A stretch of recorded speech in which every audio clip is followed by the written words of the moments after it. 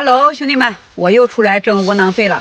今天呢是多少号？让你们看一下啊，2月2号，家里办完喜事哈，我老爸过完生日，我就马不停蹄的装货出来了。现在呢，我已经到达了江西南昌县，现在等着卸货呢，看见没有？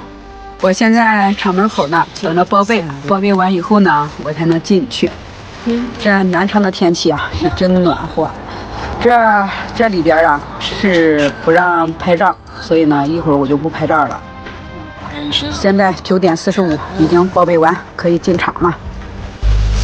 车进去卸货了，我在门口等着，不让进呢，没有报备我的名字。